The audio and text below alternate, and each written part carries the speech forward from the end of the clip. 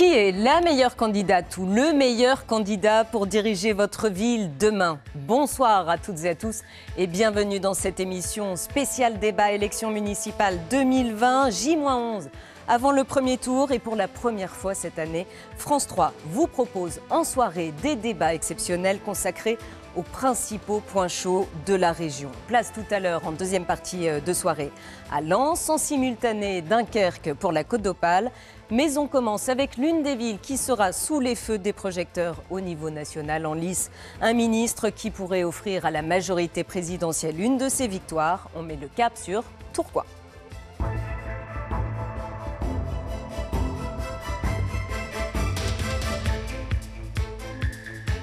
Avec plus de 97 000 habitants, Tourcoing est la deuxième ville la plus peuplée du département du Nord. Une population en augmentation de près de 1% entre 2012 et 2017. En 2016, 27% des Tourquenois vivaient sous le seuil de pauvreté et près de 24% de la population active était au chômage. En 2014, 3 candidats se sont qualifiés pour le second tour. C'est finalement Gérald Darmanin, le candidat UMP, qui l'emporte d'une courte tête avec 45,61% des suffrages, devant le maire sortant Michel-François Delannoy, à la tête d'une liste d'Union de la gauche, et Jean-François Bloch du Front National. Alors quels sont les enjeux et les priorités pour Tourcoing en 2020 et qui sera le mieux placé pour les porter? C'est l'heure du débat. Et pour débattre sur ce plateau, 5 des 8 candidats engagés dans la course, dans l'ordre. Élu en 2014, il a cédé les rênes de la ville 3 ans plus tard pour rejoindre le gouvernement. Le ministre de l'Action et des Comptes publics, Gérald Darmanin, investi par La République En Marche, conduit la liste Le Choix de Tourcoing. Bonsoir. Bonsoir. À la tête d'une liste citoyenne d'hiver gauche, soutenue par l'EPS, qui s'appelle Ambition Commune, Franck Talpart. Bonsoir. Bonsoir. Le candidat du Rassemblement national à la tête de la liste Unis pour Tourcoing, Rémi Meurin, bonsoir. Bonsoir à tous.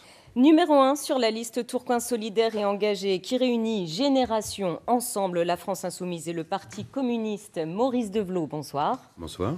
Et enfin, c'est la tête de liste d'Europe Écologie Les Verts, Tourcoing, Vert demain, Cathy Wühlstecker, bonsoir. Bonsoir. Et merci à tous d'avoir accepté cette invitation. Je précise que vos places ont été tirées au sort ainsi que l'ordre de vos premières interventions, vos temps de parole vont être chronométrés selon le principe de l'équité. Sachez aussi que les autres candidats tête de liste auront tout à l'heure 1 minute de temps d'expression. Alors nous allons parler emploi, sécurité, politique de la ville, environnement. Et pas de langue de bois ce soir, ou le moins possible, on l'espère. Vous allez devoir voter pour ou contre certaines mesures pour la ville de Tourcoing. Mais avant cela, nous vous avons demandé à tous de ramener une photo de Tourcoing qui vous tient à cœur. Et après tirage au sort, c'est vous, Gérald Darmanin, qui commencez. Et vous avez ramené la photo d'un jeune Tourquenois. Oui, j'ai ramené la photo de Charles parce que tout le monde est très attaché à plein de quartiers de Tourcoing, à des édifices, à des endroits qui font penser à la ville ou aux projets qu'on peut avoir. Mais les gens, c'est ce qui est le plus important dans une ville. Et Charles, il est handicapé. Il est né normalement, si j'ose dire, comme tout le monde. Et puis, il a eu plusieurs opérations. Malheureusement, la vie n'a pas été très gaie avec lui et sa famille. Et puis, la ville de Tourcoing, notamment pendant les 6 ans de la vie municipale que j'ai eu l'honneur de diriger avec mon équipe, a fait beaucoup de choses pour les personnes handicapées. Elle doit encore faire beaucoup de choses. Je pense que quel que soit le maire qui sera élu, ça doit être la principale priorité. Alors, qu'est-ce qu'on a fait notamment pour Charles? On a aidé avec une association formidable qui s'appelle Changeons de regard, d'avoir une vie d'adolescent comme tous les autres, de pouvoir aller au cinéma comme tous les autres, de pouvoir aller à l'école, de pouvoir faire du sport comme tous les autres. Et qu'on soit jeune, qu'on soit plus âgé, que ce soit un accident de la vie ou que ce soit un accident du travail, que ce soit de naissance ou que ce soit dans la vie de sa vieillesse, le handicap, ça fait partie de la vie de chaque famille. Et la ville de Tourcoing, en tout cas, c'est mon objectif pour les 6 ans qui viennent, si je suis réélu maire. Le handicap, ce sera la priorité municipale. Merci beaucoup. Maurice Develot, voici la photo que vous nous avez apportée. Il s'agit d'un bâtiment de Tourcoing. Expliquez-nous. Oui, alors, nous avons décidé d'illustrer en fait notre propos avec une maison médicale. Car nous souhaitons faire de Tourcoing une ville promotrice de la santé, ce qui passera par la création d'une maison publique de la santé, permettant l'installation de jeunes professionnels, à l'image de la commune d'Aubervilliers.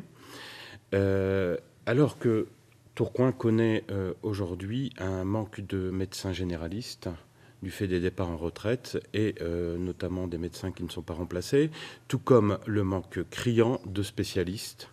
Je pense à la cardiologie, l'ophtalmo, dermato, cardiologie, il faut presque 1 an pour avoir un rendez-vous. Donc la santé, c'est l'une de vos priorités. Donc la santé, c'est un axe essentiel parce que le manque justement de professionnels de la santé commence à se faire sentir.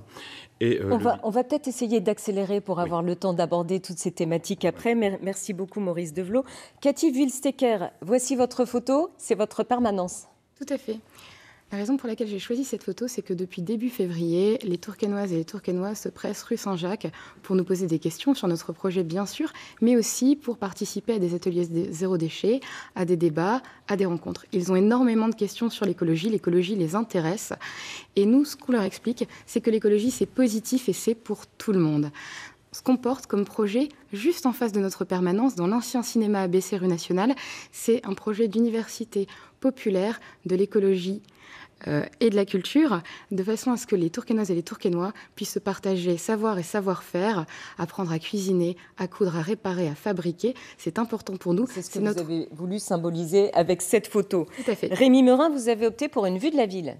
C'est ça, une vue de la ville. C'est une photo que j'ai prise moi-même. Je suis allé en haut du carillon de Tourcoing pour prendre une photo de la ville. Depuis ce carillon, on a une vue à 360 degrés sur Tourcoing. Malheureusement, c'était compliqué d'avoir toute la ville. Donc j'en ai photographié et immortalisé seulement une partie. Pour moi, c'est très symbolique puisque le carillon, c'est bien sûr l'image de Tourcoing. C'est ce qu'on voit de très loin. C'est le lieu le plus haut de la ville, 85 mètres. C'est aussi l'image de Tourcoing que je veux défendre. C'est une image populaire et aussi fière de ses racines. Je pense également, ça fait référence à l'association des Amis de Tourcoing, une association qui date de 1923, donc qui est presque centenaire. Donc là, vous avez voulu prendre de la hauteur. J'ai voulu prendre de la hauteur et montrer que notre belle ville de Tourcoing a des atouts et qu'il s'agit de les mettre en valeur.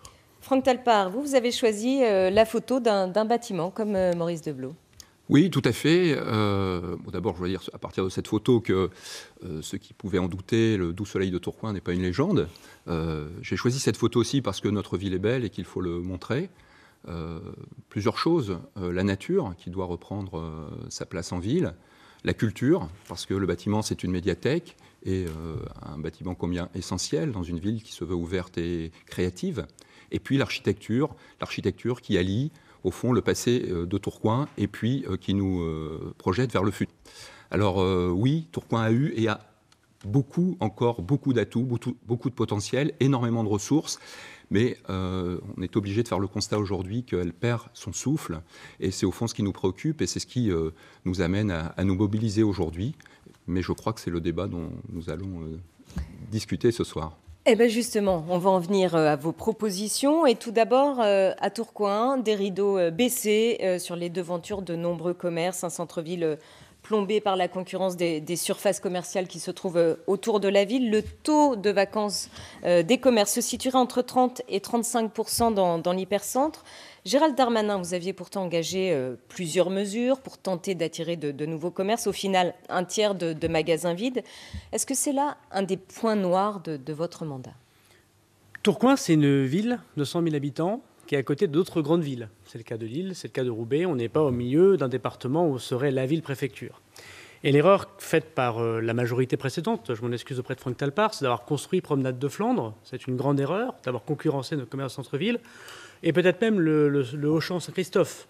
Précisons-le, c'est une galerie commerciale qui n'est pas sur Tourcoing, qui est juste à côté. Ah si, c'est dans Tourcoing, Saint-Christophe, c'est l'église. Juste ah non, je parlais de la promenade de Flandre. Je crois que les Tourquenois voient très bien les deux centres qui ont été construits précédemment, qu'on a combattus quand on était dans l'opposition, mais qui étaient construits, il faut donc savoir les gérer. Deuxième erreur, il n'y avait pas de projet à Tourcoing au centre-ville, notamment parce qu'on est une ville où il y avait peu d'habitants. Il y a peu d'habitants. C'est le quartier le moins dense après l'épidème.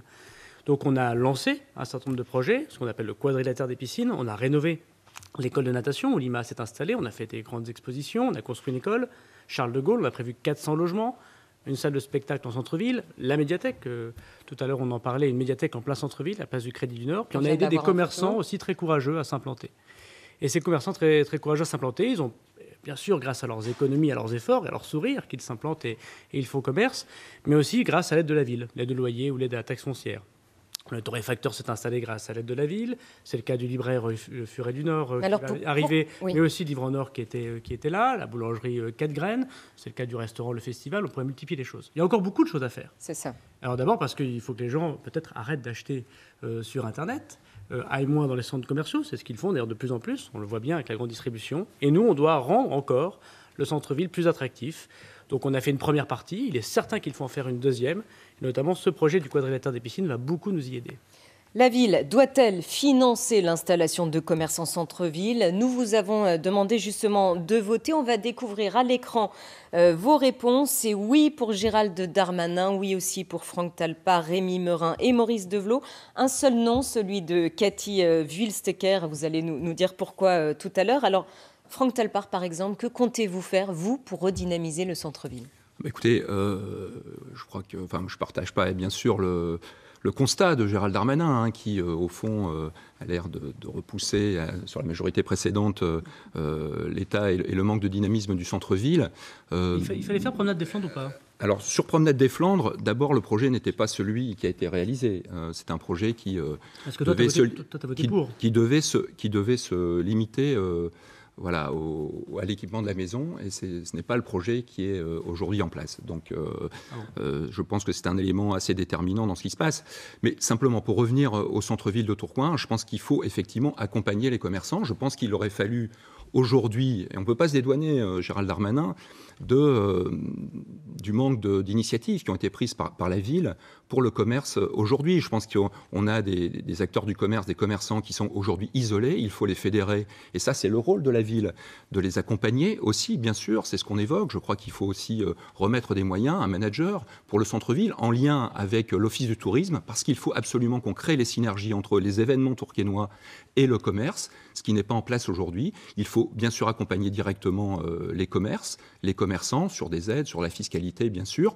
On peut aussi placer des associations dans les cellules vides pour éviter la vacance. C'est une initiative que nous prendrons. Et puis, bien sûr, aménager tout à fait différemment cette place qui laisse aujourd'hui la place aux voitures, aux parkings. Je pense qu'on n'aménage plus comme ça. C'était vrai dans les années 70, Gérald Darmanin.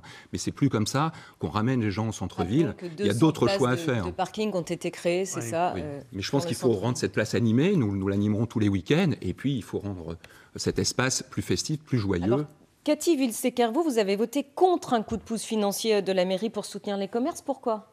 Alors moi, je vis dans le centre-ville et donc les commerçants du centre-ville sont mes commerçants du quotidien. J'en ai discuté avec eux, bien entendu, et ils m'ont confié une lettre qu'ils ont envoyée à Gérald Darmanin et à monsieur le maire Jean-Marie Wildstecker au mois d'avril et qui n'a pas reçu de réponse. C'était une lettre d'appel à l'aide où ils expliquaient que la situation était très compliquée, que la politique de construction de places des parkings ne fonctionnait pas et où ils demandaient un rendez-vous. Ils n'ont pas eu de rendez-vous avec la mairie sur cette question depuis 2016. Pardon, je vous dis juste ce qu'ils m'ont dit, oui, mais vous en débattrez peut-être avec eux si vous n'êtes pas d'accord. J'aimerais bien s'ils appellent à l'aide, pourquoi vous ne souhaitez pas leur accorder de coups de pouce, justement, vous avez voté contre? Il y a d'autres façons de les aider, en les accompagnant justement au quotidien, en faisant venir des porteurs de projets. La politique de M. Darmanin, aujourd'hui, c'est un puits sans fond. Vous savez, on donne de l'argent à Livre en Or pour ensuite faciliter l'installation du Furet du Nord. Une bonne chose, ça a coûté 15 emplois. C'est super. Ça a coûté, l'installation du Furet du Nord, 1,7 million d'euros à Douai. Combien la mairie, combien la région, combien la MEL va-t-elle donner? Oui, je suis contre la destruction de nos petits commerces de proximité. Je crois aux petits commerces de proximité. Si je peux terminer, je vois que vous avez très envie de parler, mais je vous laisserai répondre.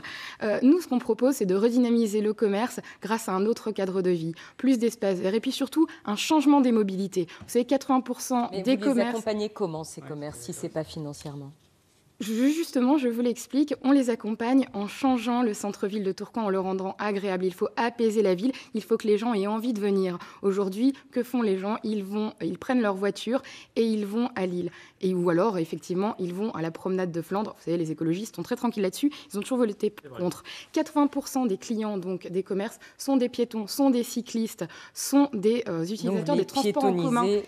le centre-ville. Oui, je pense qu'il faut aller vers ça, que ça commence par une expérimentation avec des dimanches sans voiture, avec des journées sans voiture. Le samedi, bien entendu, on est contre le travail le dimanche. On va avancer un petit peu, sinon vous n'aurez plus de temps de parole pour la suite. Enfin, c'est le petit conseil que je vous donne. Maurice Develot, comment on redynamise? Alors déjà, c'est plaisant ce que messieurs Talpart et Darmanin ont pu dire, parce qu'en fait, c'est une succession de deux politiques du passé. Alors, celle des années 80 qui voulait que le centre commercial soit au cœur de la ville. C'est une erreur aujourd'hui, les mentalités ont évolué. Et le tout automobile qui est en fait issu des années 70 et qui laisse penser que parce que l'automobile va venir jusqu'au commerce, qu'on va faire des achats. Il y a un constat, quand on discute avec les commerçants, c'est qu'effectivement, le centre-ville est devenu peu attractif parce que les loyers sont très élevés et sont de plus en plus élevés, et que, bien sûr, il faut pouvoir apporter une aide financière. Alors, peut-être aussi voir qui sont ceux qui pratiquent des loyers si élevés, que ce soit dans la galerie marchande de Auchan City que pour les propriétaires du... Donc, contrôler les loyers, notamment. Alors, Rémi Merin, vous êtes d'accord avec ça, avec ces propositions? Alors, par rapport aux loyers, en fait, ce qui est très amusant, c'est qu'apparemment, on a tous rencontré les commerçants. Moi, je l'ai fait, et ils me disent pas du tout la même chose que ce que j'entends ici. C'est que ce que me disent les commerçants, c'est qu'il manque des places de parking, il manque des places de livraison.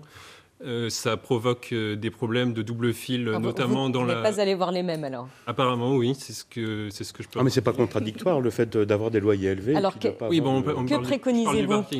Donc, c'est mettre de parking, c'est le slogan qui est un slogan anglais, on m'excusera, c'est no parking, no business. Donc, évidemment, il faut plus de places de parking. Il suffit d'entendre les commerçants pour le dire, qu'ils ont beaucoup de difficultés à avoir les livraisons. Également sur les loyers, le souci des loyers, c'est que les propriétaires mettent des loyers chers parce qu'ils savent que derrière, il y a des aides de la mairie. Donc, est-ce que ce ne serait pas plus pertinent de faire que ce soit les loyers les plus qualitatifs et les plus anciens qui soient favorisés? J'ai l'exemple notamment d'une commerçante qui paye plus de 6 700 € de taxes foncières par an, ce qui est vraiment énorme. Pour le loyer, j'entends M. Darmanin qui dit que tout fonctionne bien. Donc, si tout fonctionnait si bien, comment ça se fait que les locaux sont vides, qu'il y a partout des bandeaux écrits à vendre, à louer? D'ailleurs, les candidats se sont mis dans des locaux vides. Donc, c'est super parce que le temps de la campagne, c'est des locaux qui sont occupés. Ah non, il est occupé à l'année, nous. Donc, si je peux me permettre. D'accord. Oui, je peux finir quand même. Monsieur Morin, il y a combien de commerçants en centre-ville? Et il y en a beaucoup, M. Darmanin. Il y en a plus d'une. Quand vous êtes arrivé il y a moins d'un an à Tourcoing, peut-être nous dire juste combien de commerçants en centre-ville? Depuis 2016, il y a une quarantaine de commerçants qui ont fermé. Non, mais ma question, c'est pas ça. C'est combien votre commerçants en centre-ville? Papillon, Bonte. Bon, il y a 300 commerçants. C'est dommage que vous ne connaissiez pas la ville. Il y a 300 commerçants en centre-ville. Et aujourd'hui, pardon de vous le dire. Je ne peux pas finir. Mais ce serait bien déjà que vous connaissiez la ville, Monsieur Merin. Je connais la ville, M. Darmanin. Je vis à Tourcoing, je suis tourcoingnois. Monsieur Merin, je pense qu'il y a beaucoup de gens ici qui aiment Tourcoing. Je sais que M. Talpart, M. Develot, même Mme Wistecker, même si on se connaît moins bien, ils aiment Tourcoing.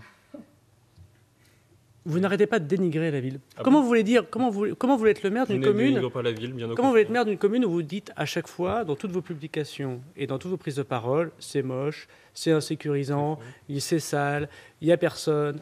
Il faut connaître un peu la ville, M. Merin. Il y a 300 commerçants. Alors c'est vrai qu'il y a de la vacance commerciale. C'est vrai qu'il y a de la vacance commerciale. Tout le monde dit qu'il faut effectivement améliorer les choses, mais franchement...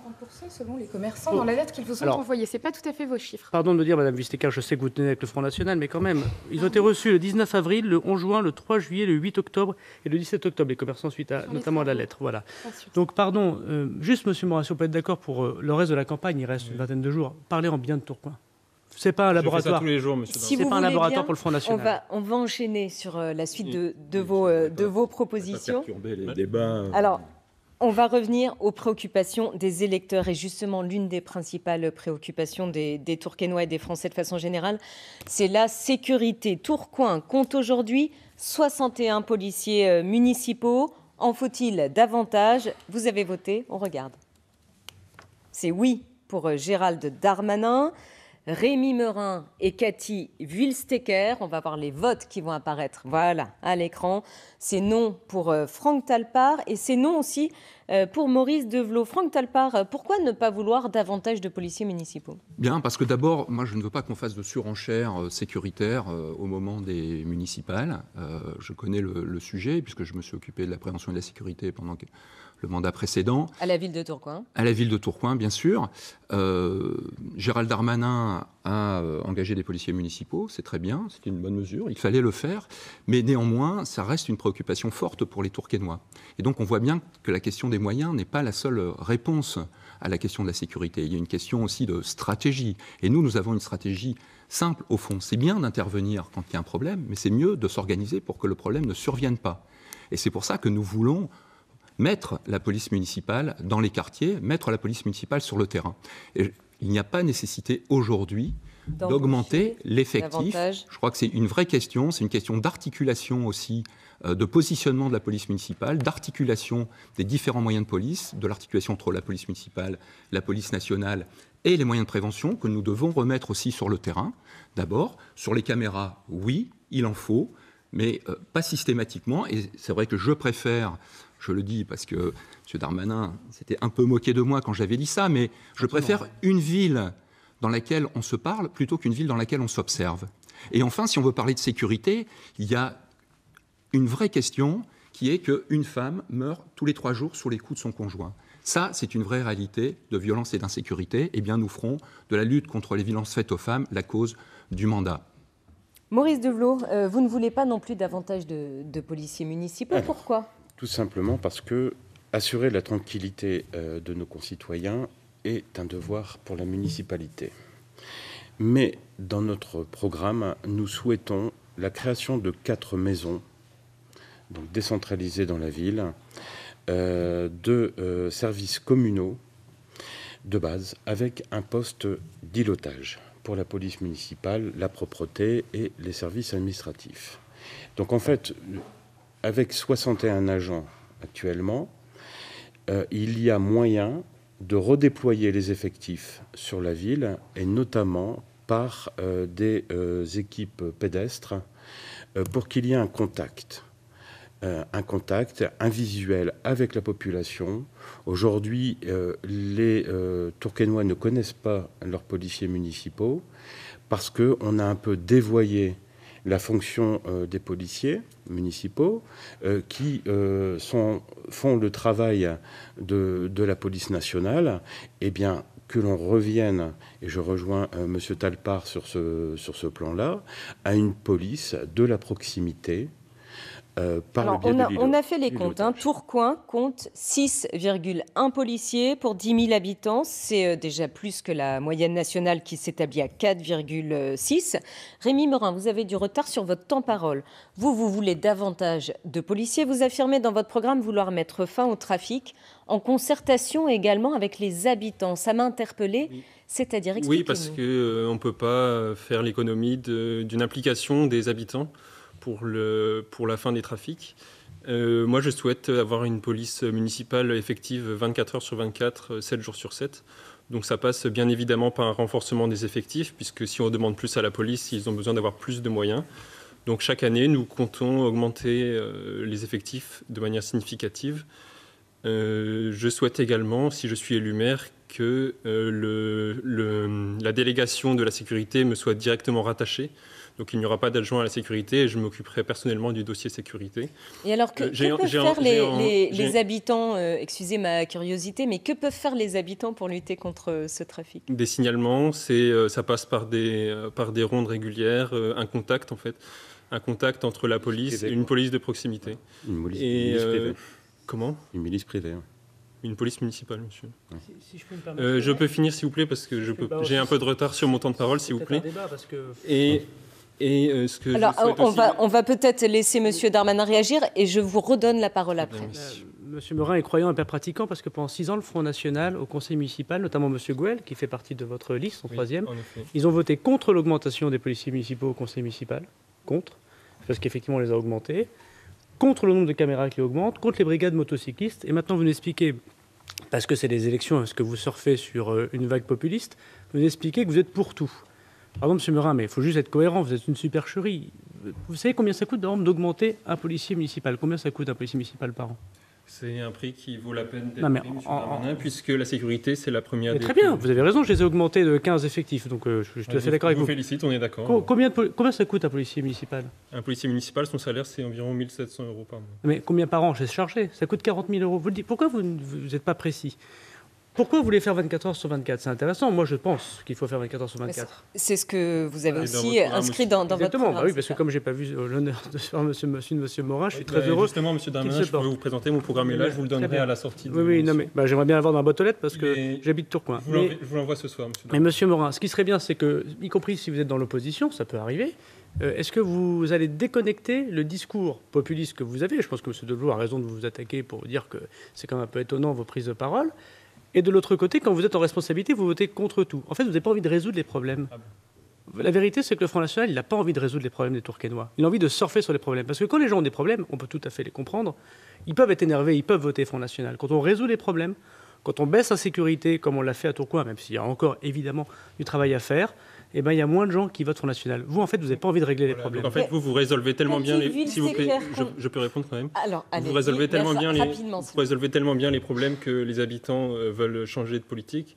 Que j'ai même des témoignages au conseil municipal, à la mairie de fonctionnaires. Pourquoi vous avez voté contre? Vous n'écoutez pas, monsieur Darmanin. Donc oui, les gens veulent changer de politique. Mais pourquoi vous avez voté contre l'augmentation des policiers municipaux dans le conseil municipal? Moi, je suis pour l'augmentation. Mais pourquoi monsieur Gouel, qui est sur la liste, a voté contre? Vous lui poserez la question. Pourquoi le nombre de caméras vous avez voté contre? Alors, en tout cas, on a bien compris que Rémi Morin est pour davantage de policiers municipaux. On n'a pas encore entendu Cathy Wühlstecker. Vous aussi, vous souhaitez plus de policiers municipaux. Mais finalement, mobiliser toujours plus de policiers municipaux, c'est aussi pallier au désengagement de l'État, non ? Alors, je suis tout à fait d'accord avec vous. Et ce désengagement de l'État, aujourd'hui, il est en partie le fait de choix budgétaires nationaux. Mais malgré tout, nous, ce qu'on défend, c'est la présence humaine, pour faire de la prévention, pour accompagner les Tourquenois. Pour nous, la sécurité, ce ne sont pas des boutons dans les commerces, des portiques dans le métro et des caméras de surveillance partout au-dessus de nos têtes. Pour nous, c'est des humains. Et à chaque fois qu'on met des machines, on enlève de l'humain, et on enlève à l'État sa responsabilité sur le régalien, sur la sécurité.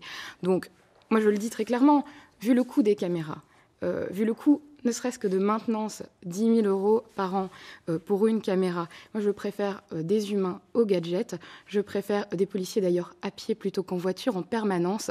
On leur demande d'être en voiture et de faire des rondes pour qu'ils soient visibles. Moi, je veux qu'ils soient en contact avec la population, remettre de la confiance. Voilà. Et puis, je veux rappeler que les caméras de surveillance, c'est le placebo de la sécurité. Ça coûte cher et c'est inefficace. Ce n'est pas moi qui le dis, c'est la Cour des comptes. Et ça, il faut vraiment en prendre conscience, il faut l'accepter. Je sais que c'est rassurant pour certains Tourquenois, mais il faut comprendre qu'il n'y a rien de plus rassurant finalement que de pouvoir, quand on a un problème, quand on fait face à une incivilité, le dire à un policier.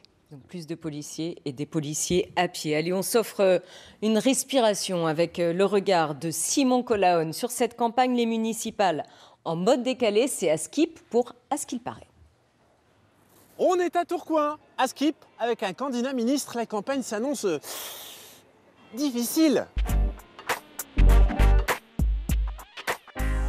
Alors, dans cette campagne des municipales, Tourcoing, c'est la ville par excellence où c'est plié d'avance. Allez hop, terminé, on remballe. Bah oui, le truc est simple. Dans une majorité de communes, battre un maire déjà en place, c'est relativement compliqué. La fameuse prime au sortant. Mais battre monsieur le maire, non. Le premier adjoint, parce qu'en fait il est ministre, mais que tout le monde ici appelle monsieur le maire et qui donne l'impression de gérer tous les dossiers, bah vous vous doutez bien que ce sera très, très compliqué. Ouais. Donc clairement, je ne sais pas dans quel état d'esprit sont les autres candidats au municipal à Tourcoing, mais s'ils arrivent à passer le premier tour, ils auront eu de la chance. Déjà, il y en a 8 qui ont réussi à déposer une liste. Enfin, ils n'ont pas tout collé, hein. Mais c'est quand même une prouesse, parce que bien souvent, le seul angle d'attaque, c'est la politique nationale. On a bien vu comment le local de campagne a été tagué. Sauf que les retraites, il me semble que c'est pas un sujet des municipales, parce que je sache, non. Mais il y en a aussi qui se demandent comment on peut réélire un maire qui est parti à Paris à mi-mandat, et qui surtout vous dit, si je suis candidat, c'est pour être maire, mais si on me demandait de servir mon pays, je ne dirais pas non. Il n'y a pas embrouille là. Non? C'est-à-dire que soit on va le retrouver ministre s'il est réélu, soit il convoite un autre poste. Réfléchissez un peu. C'est pas très compliqué. Ah oui, s'il devient président de la MEL, Ou, au pire des cas, président du département du Nord. Ça lui fera toujours une belle carte de visite pour la présidentielle. Non, vous pensez pas? Bon, ça, évidemment, c'est que de la fiction, hein. C'est-à-dire qu'on va d'abord voir ce que vont donner les municipales. Oui, parce que le ministre pourrait très bien devoir attendre jusqu'au second tour pour pouvoir être réélu. Vous imaginez l'affront? Quand je dis ça, je dis rien. Gérald Darmanin, que répondez-vous à cette question posée par Simon Colahone? Que ferez-vous demain si vous êtes réélu à Tourcoing et qu'Emmanuel Macron vous demande de rester au gouvernement? Ma grand-mère, qui était femme de mineur, disait avec des scies, on mettrait Paris en bouteille, ou Tourcoing en bouteille en l'occurrence. Moi, je me présente pour être maire de ma commune, pour être maire de Tourcoing. D'ailleurs, je suis très heureux qu'on parle de Tourcoing nationalement. Je suis très heureux qu'on ait obtenu du gouvernement un nouveau commissariat. La rénovation entière de l'hôpital Rouen, qui n'avait pas été rénové depuis Guy Châtillaise. Je suis très heureux qu'à Tourcoing, il y ait des centaines d'emplois qui s'installent. C'est le cas de Webhelp, c'est le cas de Vestiaires Collectif. Je suis très heureux qu'on ait fait entendre à la SNCF qu'il fallait faire revenir des trains, notamment les Ouigo. Vous êtes très heureux, on l'a bien compris. Je suis très heureux alors, que les si Emmanuel Macron vous rappelle. Non, mais moi, encore une fois, je vous ai dit que je voudrais être maire. Je vous ai expliqué que pour moi, Tourcoing, c'est le tour de Tourcoing. Après avoir fait passer Lille, parce que tout le monde était derrière Martine Aubry. Après avoir laissé Roubaix prendre beaucoup de subventions. Regardez ce qu'ils ont fait de leur piscine. Nous, on a mis 30 ans à rénover la nôtre, parce qu'on n'a pas eu les moyens peut-être de le faire ou la vision. Regardez Valenciennes avec Jean-Louis Borloo. Donc, resterez-vous maire de Tourcoing si vous êtes réélu demain et qu'on vous appelle au gouvernement? Je ne présume pas du choix des Tourquenois. D'abord, je pense que la ville n'appartient à personne. L'erreur de mes prédécesseurs, peut-être, c'est d'avoir cru que la ville leur appartenait. Moi, je crois que la ville n'appartient à personne. Les Tourquenois, le 15 mars prochain pour le premier tour et le 22 mars pour le prochain tour, ils vont choisir librement leur équipe municipale. Est-ce que c'est quelqu'un qui aime la ville? Voilà. Mon père, toute sa vie, il a voté communiste, M. Develot, quand il habitait Saint-Amand-les-Eaux. Non, mais c'est pas grave. C'est pas une insulte. C'est pas une insulte, camarade. Mais je pense à Mme Declercq qui doit être frustrée un petit peu. Donc moi, je voudrais saluer Mme Declercq qui était l'opposante. Je sais que vous la respectez énormément. Tout à fait. Je respecte les communistes de manière générale et les gens qui s'engagent. Ce n'est pas toujours le cas. Et les militants qui s'engagent. En conseil municipal, non pas de votre part, mais moi, j'ai toujours respecté. Du maire. Donc, et donc, Gérald Darmanin, vous resterez dans votre fauteuil de maire si vous êtes réélu demain. Mais moi, d'abord, je me présente au suffrage des électeurs. Et si jamais le conseil municipal, la majorité, c'est une majorité de la liste que je présente le choix de Tourcoing, je me présenterai au poste de maire et je serai maire. Vous resterez maire. Mais je peux vous le dire en ch'timi oriental, si vous voulez. Je peux vous le répéter. Si Emmanuel Macron vous rappelle au gouvernement, vous lui direz non. On peut faire toute la soirée. Je reste à Tourcoing. Et moi, je veux être maire de Tourcoing. Voilà. Je ne peux pas vous dire mieux, vous voulez que je vous le chante? Je veux être maire de Tourcoing. Je ne sais pas après, est-ce que c'est possible aussi de mener les deux de front? Mais j'ai pu, pendant 7 mois, lorsque Didier Drouard notamment a connu les difficultés de santé, je voudrais avoir une pensée pour Didier maintenant, qui était un grand militant tourquenois. Je voudrais vous dire que quand on est en responsabilité, quand on aime sa ville, on peut aussi obtenir des choses du national. Regardez, est-ce que les habitants de Valenciennes se plaignent de Jean-Louis Borloo? Alors Jean-Louis Borloo, c'est une immense figure politique. Je suis bien trop modeste pour me comparer à lui. Mais une ville de 100 000 habitants comme Tourcoing, qui a gagné des habitants, qui chaque année a 1 million de plus de la part de l'État, Madame Visteker, pour faire ses projets, parce que 92% des habitants de Tourcoing ont connu une baisse de la taxe d'habitation. On a effectivement un nouveau commissariat, on a plus de policiers nationaux, on a une présence plus forte de l'État. On va parler de la Bourgogne. Nous avons un des plus gros dossiers de rénovation urbaine. Et on l'obtient évidemment de la part de l'État. Justement. Donc c'est une bonne chose. On a quand même, monsieur, 300%, parce que forcément, si en plus on rajoute la MEL, toute mon admiration, non, je ne suis pas candidat à la MEL. Toute mon admiration, monsieur Darmanin. Mais je vous remercie. Ce qu'on peut constater en tout cas, c'est que par rapport à la plus-value du ministre que vous êtes, on constate quand même que le campus pour EV Tourcoing va quand même à Roubaix, que pour ce qui est de la police de sécurité du quotidien, finalement, Tourcoing n'a qu'un tout petit bout. On a de Blanceau. Mais il n'y a pas... Oui, un tout petit bout de la ville. Blanceau, c'est un super quartier qui a besoin d'être aidé. Oui, sauf que... Vous appelez Blanceau un petit bout? Vous savez que c'est le 4e quartier le plus peuplé de Tourcoing? Oui, sauf que c'est pas tout le quartier. C'est un périmètre plus grand, c'est ça? Si on a un ministre qui nous dit que la sécurité est importante, moi je constate qu'on n'a pas de plus-value pour Tourcoing avec un ministre. Donc, quand Webhelp s'installe, M. Develot, quand des centaines d'emplois s'installent, quand on arrive à convaincre Booking, qui a été cherché par mon prédécesseur sous le mandat précédent et qui a multiplié par 4 le nombre de... Oui, le chômage a quand même augmenté sur la mandature, M. Darmanin. Ben oui, il y a des Tourquenois. Alors, bien sûr, un tiers de Tourquenois. Mais Mme Visteker, elle a du mal. Un tiers des salariés. On a créé Madame Visteker, réjouissez-vous, Madame Visteker, réjouissez-vous. Pour une fois, soyez heureuse de quelque chose. Mais je suis heureuse tout le temps, moi. Réjouissez-vous qu'il y ait des emplois qui soient créés dans la ville. On va laisser Monsieur Talpa réagir. On s'en réjouit, mais on veut des emplois pour les Tourquenois. Mais ce sont des Tourquenois, il y a un tiers... parce que les Tourquenois, on en parlait des chiffres du chômage tout à l'heure, on en a besoin. Locale ou nationale? Non, pas du tout. Alors, les chiffres du chômage. Selon Pôle emploi, Tourcoing compte aujourd'hui 12 580 demandeurs d'emploi pour les catégories ABC. C'est un peu plus qu'en mars 2014. Voilà. 12,96 de chômage aujourd'hui, c'était 13,20 en 2014. Rien que cette année, il y a eu 7%. 1280 personnes qui ont repris un boulot à Tourcoing. Alors c'est aussi la politique nationale. C'est aussi la Belgique qui est très dynamique. C'est une tendance nationale. Ce n'est pas une responsabilité évidemment que de la ville. Mais enfin, je constate que la région des Hauts-de-France, et particulièrement Tourcoing, c'est 2 fois plus vite que le national. Franck Talpa. Oui, merci. Bon, d'abord, je pense que si on veut travailler avec les Tourquenois, il faut apprendre à écouter. Donc, il faut un débat serein. Simplement, non, moi, je voudrais rappeler que le positionnement de Gérald Darmanin n'est pas clair aujourd'hui et que son positionnement pendant le mandat n'a pas aidé la gouvernance de Tourcoing, n'a pas aidé au dynamisme de la ville. Il y a des sujets qui demandent une présence permanente et beaucoup de sujets ont été bloqués parce que la décision revenait à Gérald Darmanin, même dans un autre fonctionnement. Et donc, on le sait, que des dossiers partent de Tourcoing pour aller à Paris et sont traités de cette manière. Bon, donc, je crois que Tourcoing a besoin d'un maire à plein temps, sur l'ensemble du mandat, et on a vu que ça avait pénalisé quand même beaucoup d'actions. Je parlais tout à l'heure du commerce, de l'animation politique autour du commerce, mais c'est vrai pour plein d'autres sujets. Je pense que notre ville a été pénalisée et nous n'avons pas envie que cela recommence, et on voit bien que le scénario a toutes les chances de se reproduire dans le prochain mandat. Si vous voulez le bien. Je vois bien, parce que c'est une attaque personnelle, mais je comprends que Franck le fasse. Moi, dans cette campagne, je suis un peu frustré, pour tout vous dire. Je n'ai pas beaucoup de propositions, à l'exception de M. Delvaux, il faut bien l'avouer, de propositions concrètes pour le Tourquenois. Être anti-Gérald Darmanin, moi, j'ai reçu des propositions, des programmes de la part de tous les candidats. Il va falloir vite les mettre dans les boîtes aux lettres parce que je ne suis pas sûr que les Tourquenois les aient tous eus. Mais en tout cas, c'est vrai que M. Delvaux, je suis tout à fait d'accord, nous avons des désaccords très profonds. Nous n'avons pas les mêmes moyens. Mais on peut avoir des échanges.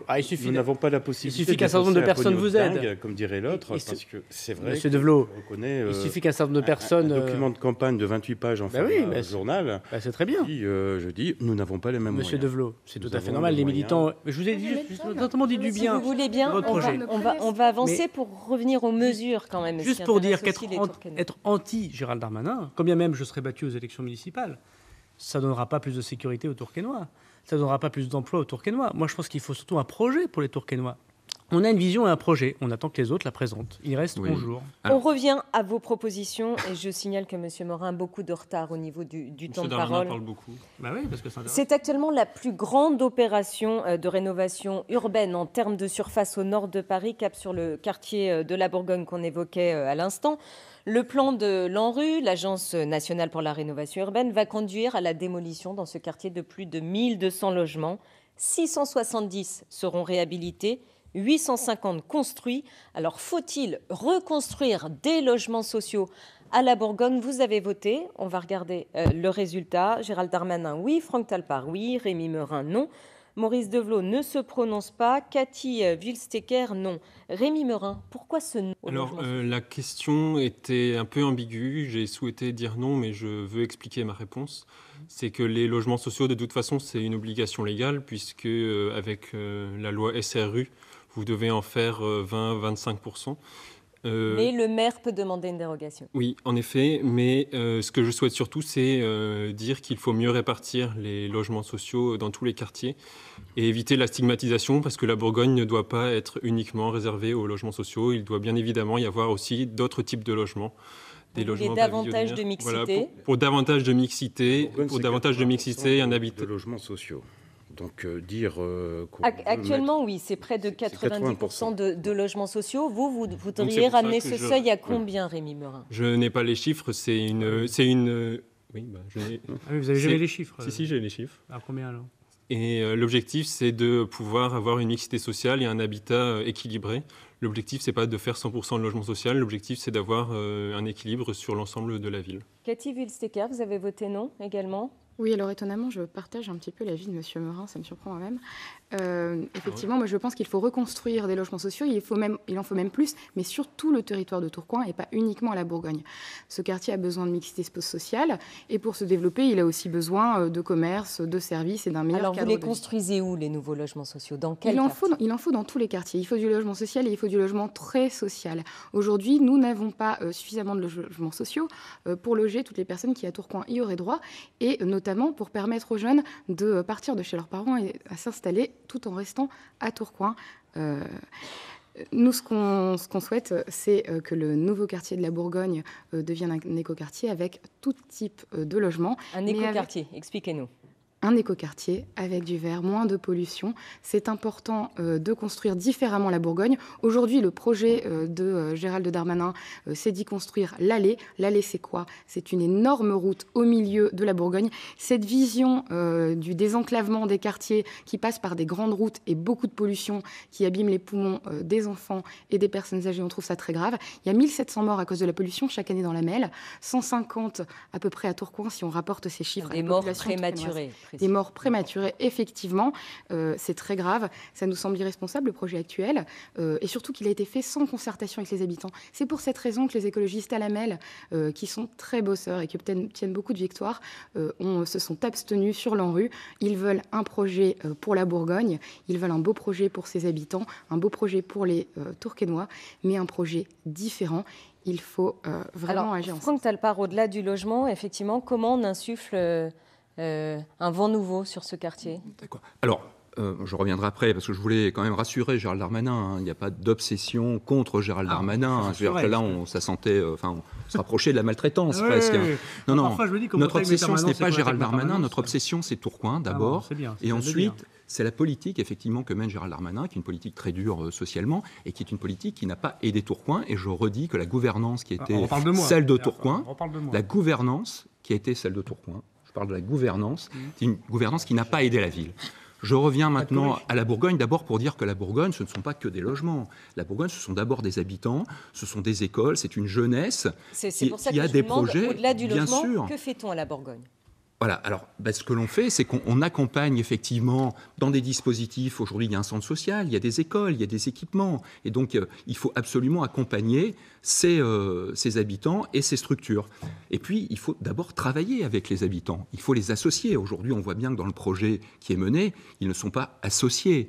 Ils doivent être associés davantage. Et ça, je crois que c'est vrai à la Bourgogne et c'est vrai dans l'ensemble des quartiers. C'est le cœur de notre projet d'associer les gens. Il y a une jeunesse formidable, il y a un dynamisme important à la Bourgogne, il faut bien sûr l'accompagner, il faut que la ville soit présente à côté des habitants de la Bourgogne. C'est un point de vue que vous partagez. Le logement social, je connais un peu parce que je suis moi-même locataire d'un organisme HLM. Sur la Bourgogne, le problème de la Bourgogne, c'est, outre toutes les difficultés qui ont été concentrées, de pauvreté, de chômage, vraiment des difficultés au fil des ans. Le fait d'entamer une grosse rénovation, ça peut être un bien si ça entraîne de la mixité sociale. Donc, qui dit mixité sociale, dit bien sûr peut-être de l'accession à la propriété. Le seul problème, c'est qu'aujourd'hui, on a une perte des services publics sur la Bourgogne, avec la Poste qui disparaît. Elle est là, la Poste. Non, elle est mise dans un centre social provisoirement. Et quand, oui, mais avec vous, quand il y a du provisoire, c'est du définitif. Donc, je ne suis pas. Maintenant, si on veut redynamiser tout ce quartier-là, il faut aussi qu'il y ait un suivi sur les commerces, les services publics, les services publics et les services aussi du quotidien. Merci. On va devoir. Parce que j'ai rien dit sur la Bourgogne. Oui, exact. Alors, allez-y, mais rapidement, s'il vous plaît. Sinon, vous n'aurez plus votre petite minute de temps de parole. Ce serait dommage. Ce ne sera pas très grave. Vaut mieux parler de la Bourgogne que de parler de politique en général. Parce que c'est un quartier où il y a 9000 habitants et il y a des gens formidables qui essaient de s'en sortir et qui ont parfois été concentrés dans des difficultés sociales très fortes. Ce n'est pas moi qui ai mis 92%, vous l'avez raison, de logement social dans ce quartier. Donc il faut effectivement pouvoir y construire un nouveau conservatoire, y faire des maisons. C'est pour ça qu'on a acheté le site de Poutre, pour pouvoir effectivement y avoir du logement social, mais pas que le logement social. Mais je suis très étonné de la façon dont M. Morin traite les habitants de la Bourgogne. Est-ce que vous savez combien il y a d'écoles à la Bourgogne, M. Morin? Vous le maltraitez, M. Darmanin. Non, mais combien il y a d'écoles? Je ne maltraite personne, M. Darmanin, je respecte tout le monde. Combien il y a d'écoles à la Bourgogne? Parce que vous allez être maire demain peut-être, et vous allez être devant un projet énorme. On l'a tous dit. Combien il y a d'écoles à la Bourgogne? Un certain nombre. Non, vous ne connaissez pas la ville. Je vous propose d'avancer. Je vous propose d'avancer parce que sinon, vous n'aurez plus votre conclusion finale. Là, on va la porter à 45 secondes. Il y a 6 écoles à la Bourgogne, et on va en rénover 3. On va en reconstruire une totalement, l'école Châteaubriand, et on va en rénover 2. Et notamment l'école privée, moi je remercie d'ailleurs l'école catholique d'avoir gardé Sainte-Clotilde. Même M. Morin, ce qu'il faudrait surtout, c'est que vous connaissiez la ville. Parce qu'encore une fois, ce qui est très important, quels que soient les maires qui vont être élus, il faut aimer notre ville. S'il vous plaît, ils ne sont pas sur ce plateau ce soir, mais nous avons souhaité donner aussi un espace d'expression aux autres candidats tête de liste à Tourcoing. On les écoute. Moi et mes camarades de lutte ouvrière, faire entendre le camp des travailleurs, on se présente aux élections municipales de Tourcoing parce qu'on est révolté par cette société. Comme beaucoup, depuis que je bosse, j'ai pris des coups. Licenciement, chômage, bas salaire, intérim, et puis la santé qu'on finit par laisser au boulot. Mais j'ai aussi connu les luttes collectives, les grèves et la solidarité ouvrière. Et c'est ça notre force. Aujourd'hui, les riches, ils envoient toute la société dans le mur parce qu'ils ne pensent qu'à leur profit. Si on veut un avenir meilleur pour nous et pour nos gosses, il faudra les arrêter. Il y a 2 camps dans ce monde. Le camp des exploiteurs et nous, le camp des travailleurs. Et c'est nous qui avons tout tourné dans cette société. Et sans nous, il n'y a plus rien qui marche. Alors si vous pensez comme nous qu'il faut se défendre, s'organiser pour pouvoir défendre nos intérêts face à la bourgeoisie, son État, son gouvernement, votez pour les listes lutte ouvrière, faire entendre le camp des travailleurs. La liste Résistance populaire, qui est la liste qui fait parler d'elle dans cette campagne, qui sera la surprise, j'en suis sûr, est une liste de rassemblement et qui comporte en son sein beaucoup de gilets jaunes. Mais les gilets jaunes ne sont rien d'autre que des citoyens qui se sont levés face aux injustices et la politique d'Emmanuel Macron, qui nous met de plus en plus dans des difficultés, et de son ministre du Budget, Gérald Darmanin. Alors nous avons un programme pour la ville en 40 points. L'un des axes principaux que nous mettons en avant, c'est la question du logement. Nous pensons que la ville peut faire davantage. Nous voulons mettre en place un bureau d'aide spécialisé logement au niveau de la municipalité qui puisse être un lieu de recours des locataires face à leurs bailleurs et qui puisse être aussi une aide pour tous les propriétaires privés qui sont confrontés à la difficulté et au maquis des aides pour pouvoir améliorer leur habitat. Ça, c'est une question prioritaire pour nous et nous pensons qu'une mairie peut aider davantage les habitants de ce point de vue. Et alors, je précise que Mansour Néchaf de la liste Tourcoing pour tous, tous pour Tourcoing n'a pas souhaité répondre car il n'était pas invité sur ce plateau. Alors, en guise de conclusion, comme promis, je vous donne à chacun 45 secondes de temps de parole, excepté M. Darmanin, 30 secondes car vous avez pris beaucoup d'avance. Nous avons tiré au sort et c'est vous, Gérald Darmanin, qui commencez. Bien, je voudrais dire aux Tourquenois que notre équipe aime notre ville. La majorité des gens n'ont pas d'engagement politique. Ils font des choses pour Tourcoing. Ils souhaitent continuer à diminuer son endettement, plus de sécurité, plus d'emplois aussi. Dire que Tourcoing est en train de se transformer, la deuxième ville du département. On a 2 propositions phares, la gratuité des transports en commun pour tous les retraités, mais aussi le handicap qui sera d'autres priorités. Merci beaucoup. La parole ensuite à Rémi Meurant.